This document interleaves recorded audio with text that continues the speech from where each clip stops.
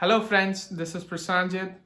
People might be wondering why am I speaking in English rather than Bengali. That was the usual language that I chosen for last around 10 or 12 videos. In recent past, I get repeated emails from my viewers from who are non-Bengali speaking, and they requested me to use some sort of universal language so that they can also understand my content and what I have to say about COVID-19 and other stuffs. So my Bengali speaking friends, I urge you and request you to appreciate the videos the same way you have done so far. So let's get started. So in this video, I would like to talk about one common myth that people have, and then we will focus on the economic impact. We will see a new different world altogether. With that, let's jump on the first point.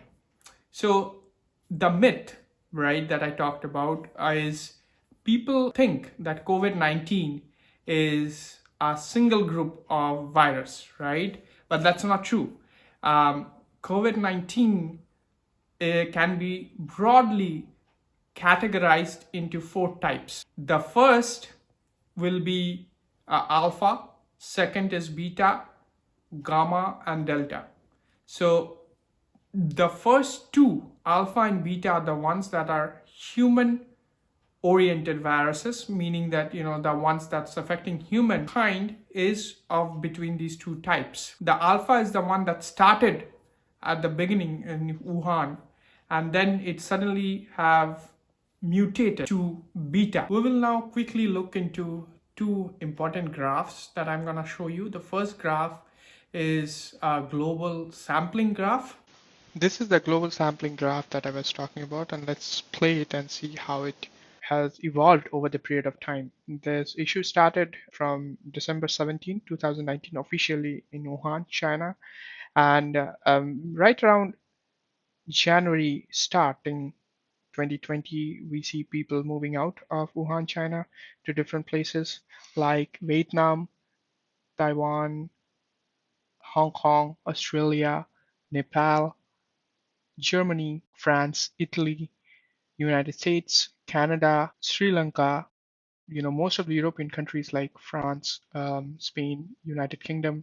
By the end of January, because of this global pandemic where people are moving from one place to another, we see a huge influx and people are moving through air travel. And it was like around early Feb 2020, US, Australia, and other governments have decided to putting travel bans, closing international borders. But at that point, the damage was already done. End of February, we see South America countries like Mexico, Brazil, Argentina, Peru, Ecuador, also African countries.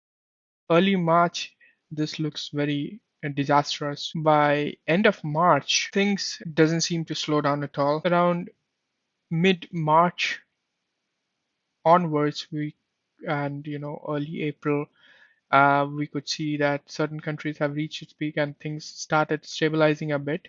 And that's the reason why you don't see any more, new lines growing. But the data that this website has collected is up till 22nd of April 2020. So that's how the current scenario is, and that's how it looks like. The second graph is more focused towards the male-female ratio in specifically in Asia Pacific. Let's take a look at the subsampling. In China, half of the population that got infected was men. Few were females, and rest was unknown. So gray symbolizes that rest was unknown. Usually the same trend if you see in Australia, in Philippines, in South Korea, Japan, Singapore, Sri Lanka, India, most of the European countries, Mexico, Brazil. And you see this trend is very taxing in a way where, we are getting to know the men are the ones who are getting sick mostly. If you have not checked my last video in Bengali, where I have spoken about various reasons why males are getting affected, just go and check it out. I will give it in the description link below.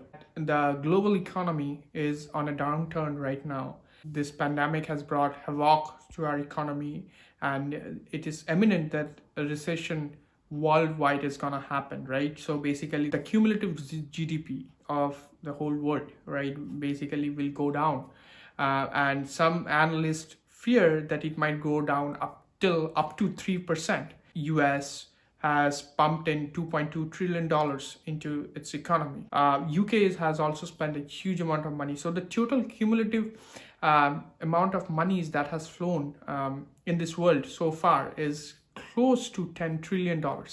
So it's a huge stimulus boost that has been provided by different various governments around the world. The downturn is directly proportional to the lockdown that's happening, right?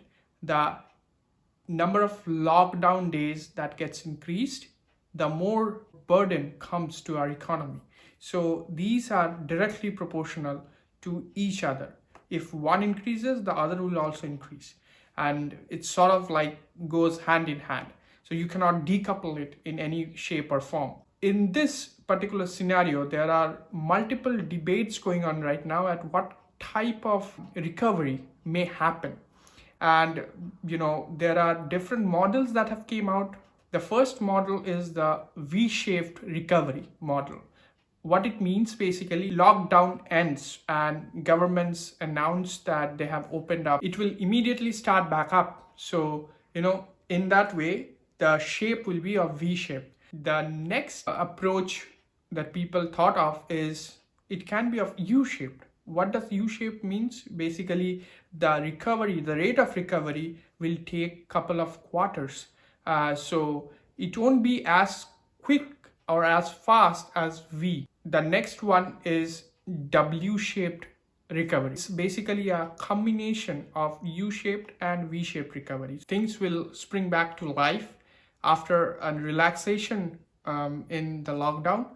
But due to unemployment and company bankruptcies, things will get filtered out. This is the most likely model that people are accepting so far. The last two models are L-shape and tick mark shape. L-shape is where the economy plummets down but never recovers back up for a long period of time. The last is tick mark style model, where the economy will plummet but the recovery will be very gradual. For this to happen, there is multiple risks that has been incorporated into this model, and at this point in time it seems highly unlikely, especially since we already got good news about vaccinations. With that, I'm gonna end this video. In my next video blogging, I'm gonna talk about the ecological and socio-economic impact. Let me know what's your thoughts and comments related to the different models that I discussed. Stay safe, be healthy, subscribe to my channel, like, share to as many people as you can. Thank you very much. See you in my next video.